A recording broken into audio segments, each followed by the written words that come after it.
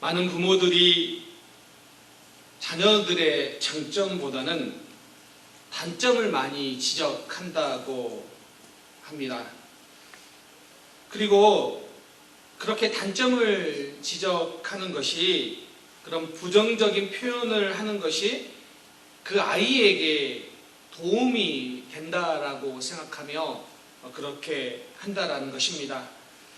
그런데 전문가들은 이런 것은 아이에게 독화살과 같다라고 말을 합니다.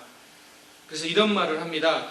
부정적 언어 습관이 자식 농사 망친다. 여러분 어떻게 생각하십니까? 사실 자녀들과의 대화뿐만 아니라 인간관계에서도 동일하게 적용됩니다. 어느 칼럼에 보니까 사람에게 손절당하기 쉬운 유형으로 매사에 부정적인 사람을 첫 번째로 꼽았습니다. 사실 많은 심리학자들이 비관은 성격이 아니라 습관에 가깝다라는 말을 합니다. 즉, 부정적인 말을 쏟아놓고 매사에 부정적인 것은 타고난 것이 아니라 후천적으로 습득되어지는 것이다 라는 의미입니다. 그래서 여러분, 행복을 느낄 때 사람이 이렇게 큰 행복을 소수에 걸쳐서, 작은 빈도에 걸쳐서 느끼는 것보다 작은 행복을 여러 번 경험했을 때 사람은 더 행복감을 느낀다고 합니다. 이와 마찬가지로 우리가 불행도 정말 극단적인 트라우마가 아니면 작은, 소소하지만 작은 불행들이 여러 번 겹치게 되면 그 사람은 비관적이게 될 수 있다는 것입니다. 그래서 비관은 관점의 문제라는 것입니다. 이것은 우리의 신앙생활에도 동일하게 적용됩니다. 여러분, 신앙생활함에 있어서 부정적인 언어 사용에 대해 성경은 우리에게 주의하라고 권면합니다.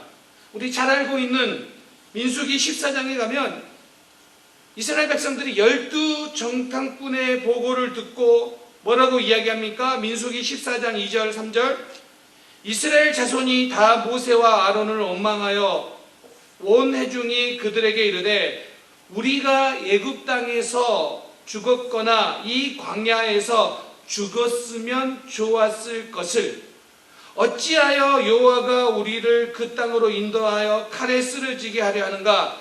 우리 처자가 사로잡히리니 애굽으로 돌아가는 것이 낫지 아니하랴 라고 말을 합니다. 사실 이 말을 하는 것은 진짜 속마음이 그렇겠습니까? 차라리 광야에서 죽는 것이 낫다, 정말 죽고 싶어서 한 말이겠습니까? 그런데 민수기 14장, 동일한 그 14장 후반부에 28절에 보면 하나님이 이렇게 말씀하십니다. 너희 말이 내 귀에 들린 대로 내가 너희에게 행하리니, 너희가 말한 대로 내가 행하겠다라고 말씀하시는데, 실제로 그들 입에서 나온 그 말대로 그 1세대들은 다 광야에서 죽습니다. 여러분, 이 이야기를 들으면 우리의 언어 생활이 신앙생활에서 얼마나 중요한가를 생각하게 됩니다. 오늘 본문 볼까요? 오늘 본문의 사라를 보면 하나님이 말씀하시는데 부정적인 태도를 취한다는 거예요. 이 뜻은 오늘 우리도 신앙생활하고 있지만 얼마든지 우리의 입술 가운데 부정적인 태도, 부정적인 말이 쉽게 나올 수 있다는 것입니다. 자, 오늘 본문으로 들어가 보면 우리가 살펴봤듯이 지난주에 아브라함은 할례를 받은 후에 하나님께서 나그네로 변장하여 아브라함을 찾아왔는데, 그때 아브라함은 정말 정성을 다하여 극진히 섬깁니다. 그리고 이어지는 오늘 본문이죠. 하나님께서 사라가 내년 이맘때쯤 아들을 낳을 것이라고 말씀하십니다. 그런데 10절에 보면 자, 이렇게 이야기합니다. 그가 이르되 내년 이맘때 내가 반드시 내게로 돌아오리니 내 아내 사라에게 아들이 있으리라 하시니 사라가 그 뒤 장막문에서 들었더라. 하나님께서 말씀해 주시는 거죠. 내년에 아들을 낳을 것이라고. 그런데 사라의 반응을 보면 12절이죠. 사라가 속으로 웃고 이르되 내가 노쇠하였고 내 주인도 늙었으니 내게 무슨 즐거움이 있으리요. 사라가 이렇게 말합니다. 내가 이렇게 늙었는데 무슨 즐거움이 있겠느냐. 사실 90이 다 된 이 여인에게 임신을 통한 기쁨, 그것을 생각이나 하겠습니까? 그러니 그럴 가능성이 없어 보인다라는 것입니다. 지금 사라는 어쩌면 그 누구보다도 자기의 상황을 너무 잘 알고 있습니다.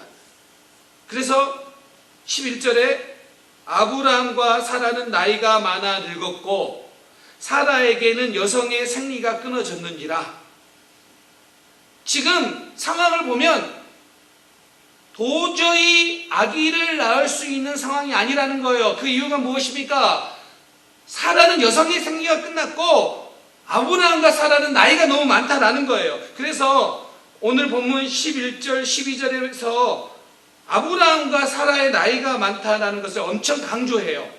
그래서 3번이나 늙었다라고 표현을 해요. 여러분, 이렇게 보면 지금 사라의 반응은 절대로 이상한 것은 아닙니다. 여성의 생리가 끊어졌는데 어떻게 아기를 낳을 수 있어요? 이것은 인간의 한계 상황을 보여주는 거잖아요. 그러니까 지금 인간의 한계 상황이 분명한데 어떻게 아기를 낳을 수 있겠느냐 이렇게 말합니다. 그래서 사라가 취한 행동이 뭐냐면 웃어요. 그런데 여러분, 오늘 성경을 우리가 좀 더 자세히 보면 17장에서도 아브라함도 하나님이 이 아들을 낳을 주실 것이라고 말씀하시는데 웃어요.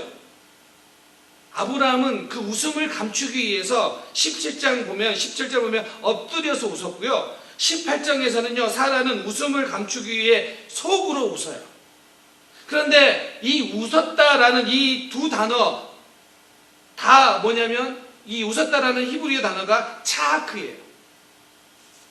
그런데 이 차하크라는 단어는 기쁨으로 인하여 웃을 때도 사용하고 부정적인 웃음, 자조 섞인 웃음, 그런 웃음을 지을 때도 사용할 수 있는 단어가 차하크예요. 그러니까 지금 부정과 긍정 다 사용할 수 있는 단어예요. 그렇게 웃어요. 그런데 오늘 본문을 보면 12절 13절의 문맥을 보면 사라는 하나님의 말씀을 듣고 겉으로는 아무 내색하고 있지 않지만 마음속으로는요 부정적인 웃음, 비웃음이에요. 조소 섞인 웃음이에요. 어떻게 내 상황이 이런데 이게 가능하느냐라고 속으로는 그건 불가능해라고 하며 부정적인 의미로 태도로 웃고 있다라는 것입니다. 그런데 여러분, 오늘 여기에서 우리가 던져야 될 질문이에요. 사라가 속으로 비웃는 그것처럼 우리가 신앙생활하면서 우리가 살아가면서 우리도 때로는 사라와 같은 부정적인 웃음, 조소 섞인 웃음, 참 말이나 돼, 그게 어떻게 가능해, 이제는 안 될 거야 라고 그런 절망적인 웃음을 지을 때가 있다라는 것이에요. 어떤 문제 앞에서, 어떤 상황 앞에서 얼마든지 우리도 자조 섞인 비웃음으로 대할 수 있는데, 만약 그런 상황이 여러분 가운데 있다면 오늘 본문을 통하여 여러분들이 하나님이 어떻게 이 일을 이루시는지를 주목해 볼 수 있기 바랍니다. 혹 여러분이 자녀를 생각하면, 아내를 생각하면, 남편을 생각하면 안 될 것이다, 도저히 안 될 것이다 라고 자조 섞인 생각으로 웃는다면 저는 그 웃음이 하나님이 바꿔주신 웃음으로 변화되기를 소망합니다. 그런데 어떻게 해야 되느냐? 하나님께서 어떻게 사라를 인도해 가신지를 볼까요? 첫 번째는 하나님의 하나님 되심을 기억하라라는 거예요. 불가능한 현실 속에서 사라는 속으로 비웃어요. 그런데 하나님이 이렇게 말씀하세요. 14절, 비웃는 사라를 향하여 여호와께 능하지 못한 일이 있겠느냐? 여러분, 대부분 사라의 상황처럼 오늘 우리가 부정적인 생각을 듣는 상황이라면 인간적으로 이상적으로 생각해보면 분명하게 그것은 어려운 상황이기 때문에 그래요. 이해될 만한 상황이에요. 절대로 불가능한 상황처럼 보이기 때문에 우리는 사라처럼 조소 섞인 부정적인 웃음을 지어요. 맞아요. 지금까지도 안 됐는데 이제 될까? 지금 상황이 저런데 앞으로 좋아질까? 얼마든지 이런 생각을 가질 수 있어요. 그런데 여러분, 하나님은 사라에게 그거 다 인정하는 거예요. 나이가 많았다는 것도 인정하고 여성의 생리가 끊어진 것도 인정하는 거예요. 그런데 하나님은 사라에게 뭐라고 말씀하시냐면 네 상황 때문에, 네 능력 때문에 아이가 생길 것이 아니라 하나님께 능하지 못한 일이 없기 때문에 가능하다는 거예요. 여기서 능하지에 해당하는 히브리어가 뭐냐면 파라예요. 근데 이 단어가 하나님께 적용되면 경이로운이라는 말로 해석이 될 수 있어요. 그러니까 이런 거예요. 어떤 일이 여호와께 경이로운 일이 될 수 있겠느냐? 다시 말해서 인간에게는 기적이라고 말할 수 있는 일도 하나님께는 그저 평범한 일일 뿐이다. 이거예요. 생리가 끊어진 여인에게, 90이 다 된 여인에게 임신해서 아이를 낳는다는 거, 그건 기적이에요. 인간의 측면에서 보면 기적 맞아요. 그런데 하나님께는 그것은 경이로운 일이겠느냐? 이렇게 묻는 거예요. 하나님께는요, 그것은 경이로운 일이 아니라는 거예요. 여러분, 우리가 신앙생활하면서 정말 경계해야 될 게 뭐냐면, 하나님을 믿는다고 하면서 내가 정해놓은 하나님, 내가 정해놓은 울타리, 이것은 가능하지만 이것 밖에는 불가능해 라고 정해놓는다면 그것은 오늘 사라의 모습과 비슷해요. 그리고 결국 그것은 뭐냐면 내가 만들어 놓은 신을 내가 믿는 거예요. 그분은 하나님이 아니라 내가 생각하고 만들어 놓은 신이라는 거예요. 그런데 하나님이 말씀하세요. 인간에게는 기적과 같은 일이라 할지라도 하나님께는 그게 경이로운 일이겠느냐. 마가복음 10장 27절, 예수께서 그들을 보시며 이르시되 사람으로는 할 수 없으되 하나님으로는 그렇지 아니하니 하나님으로서는 다 하실 수 있느니라. 여러분, 반복적이고 계속해서 실패하고 계속해서 부정적인 생각이 들 때마다 이 고백을, 이 선포를 하시기 바랍니다. 사람으로는 할 수 없으되 하나님으로서는 다 하실 수 있습니다. 여러분, 여전히 믿지 못하겠다. 오늘 이 설교를 하는데도 어떤 사람은 그래, 그거 그냥 설교 말씀이니까 그렇게 말하지 설마 내 삶에 그게 일어나겠어? 이렇게 생각하는 사람이 있을 거예요. 있을 수도 있어요. 그런데 반대로 그래, 하나님의 말씀, 하나님은 불가능한 일이 없습니다라고 그 말씀을 붙잡고 사람은 할 수 없으되 하나님은 다 하실 수 있습니다라고 이 말씀을 붙잡고 간다면 오늘 사라에게 일어나는 기적, 인간의 편에서 기적, 그러나 하나님께는 평범한 그 일이 오늘 여러분 가운데 일어날 줄 믿습니다. 이 믿음이 오늘 우리에게 있어야 된다는 거예요. 또 한 가지는요, 속으로 이 비웃는 사라를 자 이렇게 하세요. 하나님께서 웃게 만드신다라는 사실이에요. 자 보세요. 사라가 불신 때문에 웃었어요. 한 해가 지났습니다. 창세기 21장에 가면 사라가 하나님이 말씀하신 그 시기에 아들을 낳습니다. 그리고 사라가 이렇게 고백합니다. 창세기 21장 6절. 잘 들어보세요. 사라가 이르되 하나님이 나를 웃게 하시니 듣는 자가 다 나와 함께 웃으리로다. 여기에서 하나님이 나를 웃게 하시니, 여기서 웃다라는 단어가 무슨 단어일 것 같아요? 차크예요. 같은 단어예요.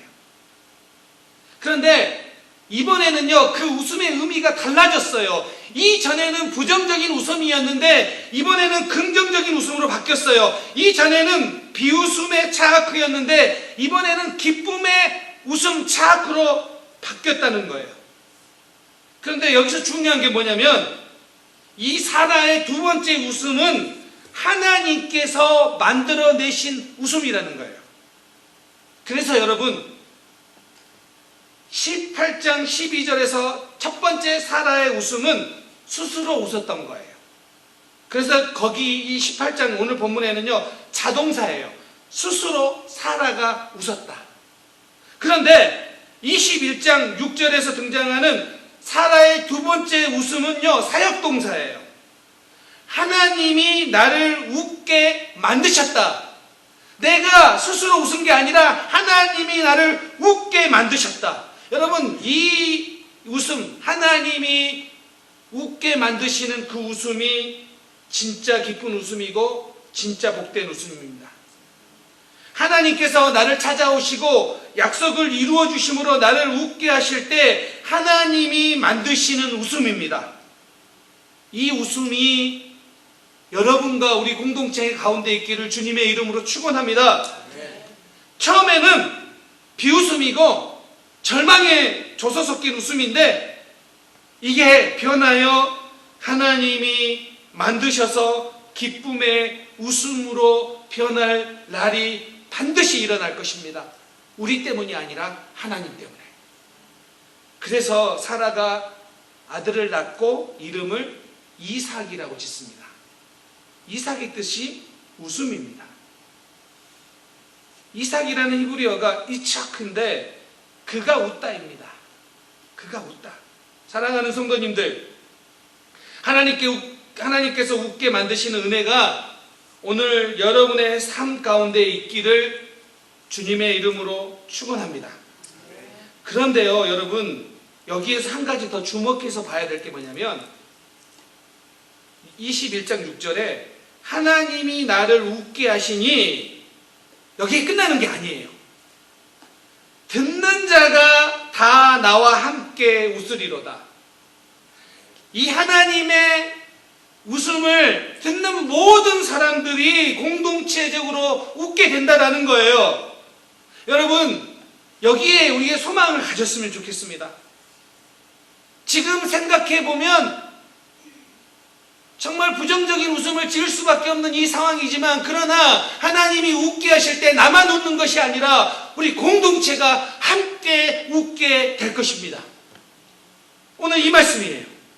한 개인의 웃음이 아니라 우리 모두가 즐거워하고 기뻐하고 공동체적으로 웃게 될 그 날이 올 것입니다. 그렇기 때문에 여러분, 전능하신 하나님, 불가능한 일이 없으신 그 하나님을 계속해서 믿고 신뢰하십시오. 이것이 우리가 걸어가야 될 믿음의 길입니다. 여러분, 사실 신앙생활을 하다 보면 두 갈래 길로 나눕니다. 응답이 안 되고 또 오랫동안 응답이 안 돼 불가능한 일처럼 보이고 상황이 너무 악화되어서 냉소적인 부정적인 웃음으로 표현하는 사람이 있는 반면에 반대로 상황은 인간의 눈으로 해석해보면 부정적이고 절망적이고 낙심될 만한 상황인데 누가복음 5장 5절의 말씀처럼 시몬이 대답하여 이르되 선생님, 우리가 밤이 새도록 수고하였으되 잡은 것은 없지만은, 잘 들으세요, 말씀에 의지하여 내가 그물을 내리리라. 베드로가 밤새도록 그물을 던졌지만 고기를 잡지 못했어요. 근데 알아요. 이제 오늘은 고기를 잡지 못한다는 것을 어느 정도 인식하고 있어요. 그런데 주님께서 깊은 데로 가서 그물을 내려 고기를 잡으라고 할 때 어쩌면 이 이성적 생각으로는, 그리고 육신적 상황은 너무 힘들어서 그만 잡고 싶은데 더 이상 물고기 그물을 던지고 싶지 않지만 뭐라고요? 말씀에 의지하여 내가 그물을 내리리라. 제가 지금까지 살아오면서 많은 경우에 내가 생각하기에도 어려워 보이고 주변의 상황들도 부정적으로 보이는데, 그때는 나도 모르게 찾아오는 불안과 염려와 걱정이 있는데, 그때 두 갈래 길이에요. 두 갈래 길. 오늘 18장의 사라처럼 비웃고 넘어갈 것이냐, 아니면 누가복음 5장처럼 내 생각에는 불가능해 보이지만 말씀하셨기 때문에 말씀에 의지하여 그물을 내리리라. 이렇게 두 갈래 길이에요. 제가 지금까지 살아오면서 많은 어려움들 혹은 여러 상황들을 거쳐오면서 제가 기도하는 게 그거예요. 불안이 몰려오고 걱정과 근심이 몰려올 때마다, 그때마다 붙잡고 기도하는 것은, 내가 밤이 새도록 수고하였는데, 내가 할 수 있는 노력들은 다 했는데, 그러나 하나님이 말씀하시면 그 말씀에 의지하여 나는 오늘도 그물을 내리겠습니다. 어떤 때는요, 사람들이 말해요. 목사님, 안 될 것 같아요. 지금까지도 안 됐는데 앞으로 될까요? 이런 말도 해요. 사람은 쉽게 안 변해요. 그래요, 다 맞는 말이에요. 그런데 그때마다 제가 선포하는 게 그거예요. 그래 보이는데, 수고했는데 안 변한 것처럼 보이는데, 상황이 바뀌지 않는 것처럼 보이는데, 말씀에 의지하여 오늘도 그물을 내리겠습니다. 여러분, 말씀에 의지하여 오늘도 그물을 내리겠습니다라는 이 고백이 있기를 주님의 이름으로 축원합니다. 절대 포기하지 마세요. 절대 포기하지 마세요.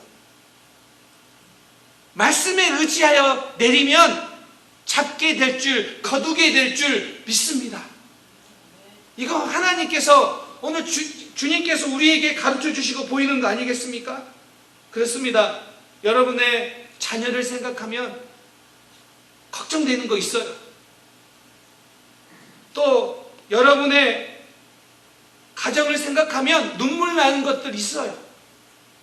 또 때로는 교회를 생각하면 걱정이 찾아올 때가 있어요. 그런데 그 모든 상황에서 그것을 이길 수 있는 방법이 바로 그것입니다. 상황으로 해석하면 부정적인데, 말씀에 의지하면 그물을 내릴 수 있습니다. 말씀에 의지하여 그물을 내리겠습니다. 이 말씀이 오늘 우리 모든 성도님들의 믿음의 고백이요, 또 결단이 될 수 있기를 주님의 이름으로 축원합니다. 여러분, 이 두 갈래 길, 어떤 길을 가겠습니까? 1년 후, 10년 후, 우리의 인생 혹은 마지막에 하나님께서 만드시는 웃음을 짓기를 원하십니까? 그러면 지금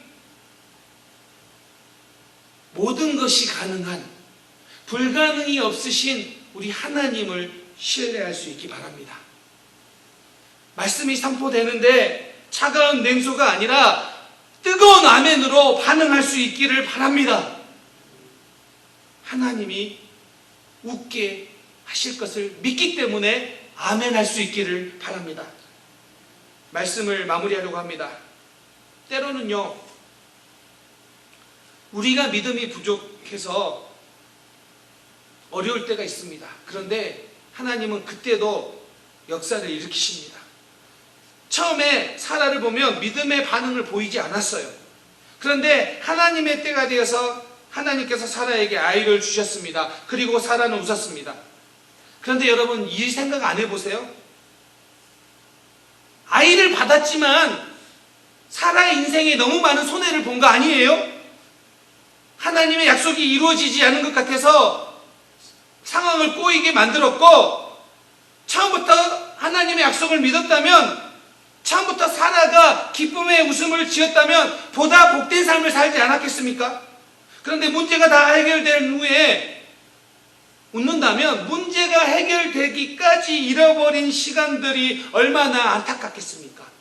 그래서 여러분, 우리가 고백하는 것은 그냥 우리도 사라처럼 웃겠습니다가 아니라, 하나님이 말씀하실 때 우리의 삶이 하나님의 손에 있기 때문에 나를 웃게 하시는 것은 상황이나 다른 사람이 아니라 하나님이시기 때문에, 하나님께서 나를 반드시 웃게 하실 것이기 때문에, 하나님께서 우리를 반드시 승리하게 하실 것이기 때문에, 이 땅의 모든 주권이 하나님께 있기 때문에, 하나님은 모든 것이 협력하여 선을 이루시게 하는 분이시기 때문에 오늘도 그 하나님을 의지하여 나아가겠습니다. 이 한 주간이 되시길 바랍니다. 이번 한 주간 또 수많은 부정적인 생각이, 부정적인 상황들이 여러분들을 공격할 거예요. 그래서 여러분들의 말에 부정적인 말, 부정적인 웃음을 또 쏟아내게 만들 거예요. 그래, 안 되잖아. 그래, 불가능하잖아. 이렇게 또다시 공격해 올 거예요. 그때마다 선포하십시오. 뭐라고요? 주의 말씀 의지하여. 아멘. 주의 말씀 의지하여 오늘도 그물을 내리리다. 이렇게 고백하고 이렇게 의지하며 이 한 주간을 살아내십시오. 그 삶이 하나님께서 웃게 하는 삶이요, 그렇게 웃게 하신 일들을 통하여 여러분이 참되고 복된 삶을 살아가게 될 줄 믿습니다. 정말로 간절히 간곡하게 부탁합니다. 우리 성도님들, 반복적이고 지금까지 계속해서 찾아온 어려움들 이길 수 없는 것이 아니라 이길 수 있습니다. 웃을 수 있습니다. 하나님이 꼭 반드시 웃게 할 줄 믿고, 그날 그 고백한다면 우리 공동체가 함께 웃으며 하나님을 찬양하며 우리 모두가 하나님께 영광 돌리는 복된 우리 은혜생 공동체 될 줄 믿습니다. 아멘. 기도하겠습니다.